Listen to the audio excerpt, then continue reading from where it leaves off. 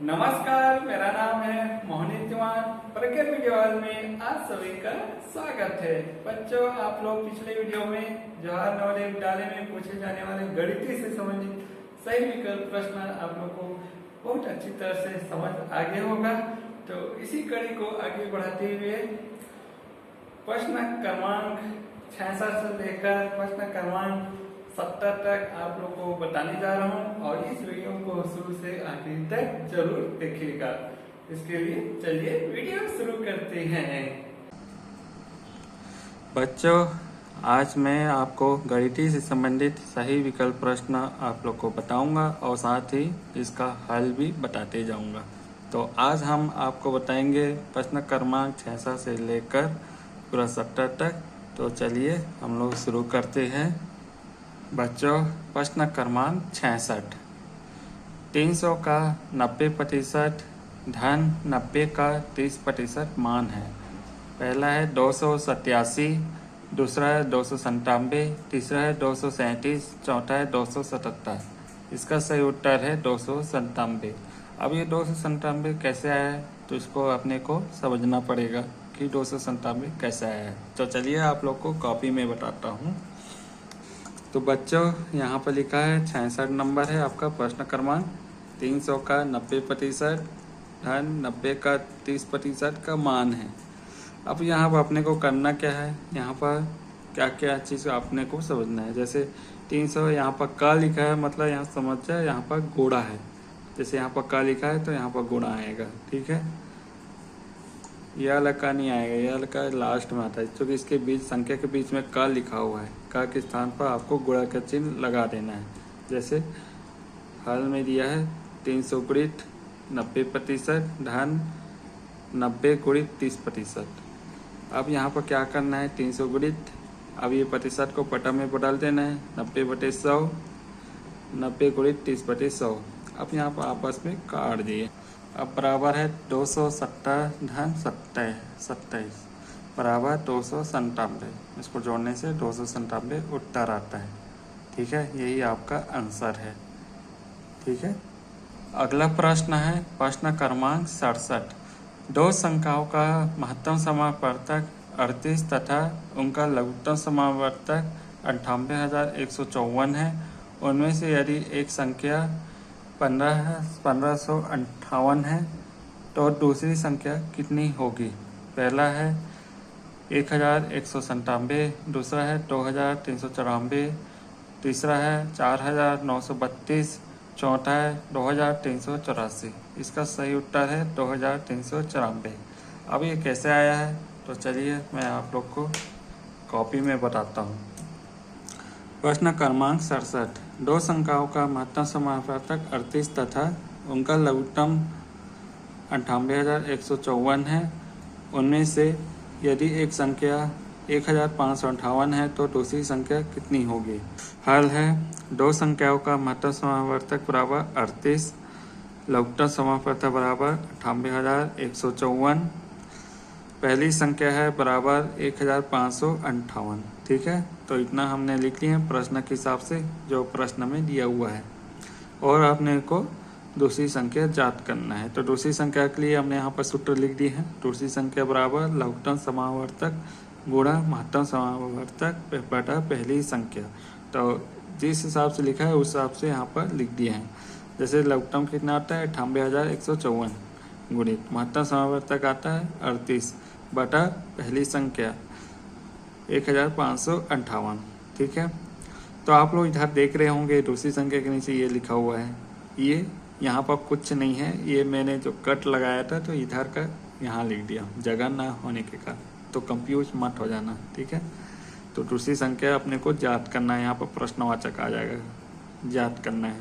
तो हमने इसको कट लगा दिए हैं, यहाँ पर 2 से कट लगा दिए हैं तो इतना आ गया। फिर इसके बाद सीधा 60,769 से भाग दे दिए हैं तो 63 को इससे गुणा कर दिए हैं 38 से, ठीक है। तो बराबर 2394 इतना आया है। इसका ये उत्तर है, ठीक है। समझ आ गया। अगला प्रश्न है प्रश्न क्रमांक 68।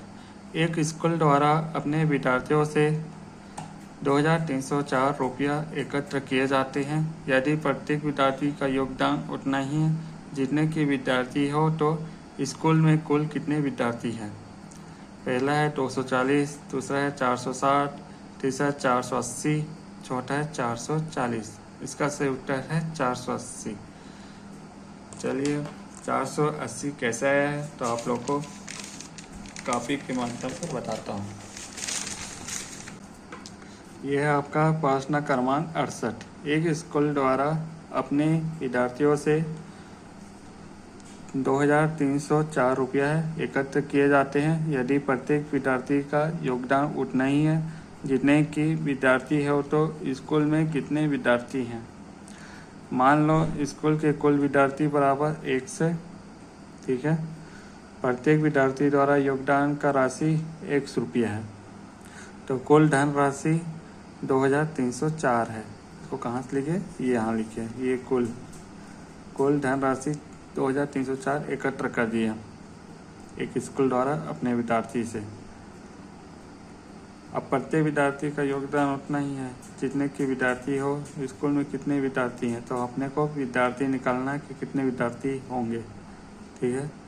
अब x गुणित x ये सब लिख दिए हैं। कुल विद्यार्थी का एक फीस क्या है 100 रुपया, तो इसको गुणा कर दिए, ठीक है। तो x वर्ग आ गया, यहाँ पर लिखे 2,304। उसके बाद इसको हम यहाँ पर क्या है वर्ग लिखा हुआ है तो इसको वर्ग में बदलेंगे, ठीक है। 2,304 ये वर्गमूल बना दिए हैं।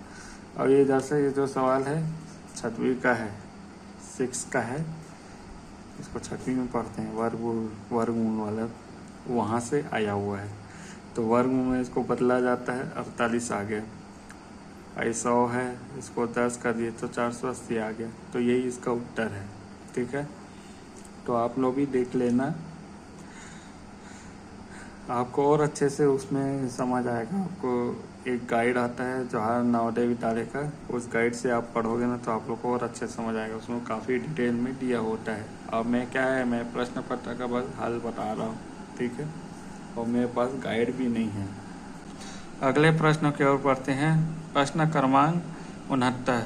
श्रृंखला 298, 130, 66, 34, 18 का रिक्त या अगला पद है। पहला है 12, दूसरा है 10, तीसरा 8, चौथा है 13। इसका सही उत्तर है 10। अब ये कैसे आया है 10 तो जानने के लिए मैं आप लोग को कॉपी में बताता हूँ। बच्चों यहाँ पर लिखा है प्रश्न 69, श्रृंखला है 258। बच्चों यहाँ पर लिखा है प्रश्न 69, श्रृंखला है 258, 130, 66, 34, 18 देश का रिक्त या अगला पद है। ये क्या है? ये पूरा रीजनिंग से संबंधित सवाल है ये वाला। अब इसमें आप लोग को यहाँ पर थोड़ा सा दिमाग लगाना पड़ता है कि ये 258, 130 कैसे लाया गया। तो यहाँ पर दिया है जैसे 258, तो इसको क्या है भाग दोगे, तो भाग देने के बाद फिर इसको जोड़ोगे। जैसे 2 से भाग देते हैं, 2 एकम 2, 2 दूनी 4, 2 नी 18, 129 हो गया। उसके बाद 1 कर देते हैं, उसके बाद इसको जोड़ देते हैं तो 130 आता है। फिर उसी तरह 2 से इससे भाग दे देते हैं, 2 छक्का 12, ठीक है, 2 पंचे 10, 1 जोड़ दोगे तो 66 आता है। उसके बाद ठीक उसी तरह इसको फिर से 2 से भाग दे देते हैं, 2 या 6, 33 1 करके 34 बन जाता है। फिर 34 को फिर भाग देते हैं 2 से, 2 एकम 2, 2 सत्ती 14, 17 धन 1 तो 18 आ जाता है। फिर 2 से भाग करते हैं, 2 नी 18 तो 9 धन 1 फिर 10 आता है। तो आपका सही उत्तर 10 है। तो इसी तरह से इसको हल किया जाता है। अगला प्रश्न की ओर बढ़ते हैं। प्रश्न क्रमांक 70। 2 दशमलव का गुणनफल 2,60,326 है। यदि एक दशमलव संख्या का मान 4.13 है तो दूसरे दशमलव का मान क्या होगा? पहला है 5.12, दूसरा है 4.82, तीसरा है 5.23, चौथा है 5.02। इसका सही उत्तर है 5.02। तो बच्चों इसको कैसे आया है तो इसके लिए मैं आप लोग को हल बताता हूँ। यहाँ पर लिखा है प्रश्न क्रमांक 70, 2 दशमलव का गुणनफल कितना आता है? ठीक है, 2,60,326 है। यदि एक दशमलव संख्या का मान 4.13 है तो दूसरे दशमलव का मान क्या होगा? तो अपने को x मान रखना है। मान लो दूसरी दशमलव संख्या बराबर 1 है, एक दशमलव संख्या बराबर 4.13 है। ठीक है, तो तब x गुणित 4.13 बराबर 2,60,326 है। ठीक है, तो x बराबर ये इतना बटा आ गया। अब इसको आपस में या तो इसको दशमलव हटाकर यहाँ पर डबल जीरो भी लगा सकते हो। ठीक है, तो आपको कट कर देना है। उसके बाद आपका ये आ जाएगा 50,200। उसको आप दशमलव बदलोगे तो 2 शून्य को हटा सकते हो, 5.02, तो ये उत्तर आ जाएगा। तो इसी तरह से इसको हल किया जाता है। ठीक है बच्चों, आप सभी लोग को प्रश्न क्रमांक 66 से लेकर 70 तक आप लोग को समझ आगे होगा।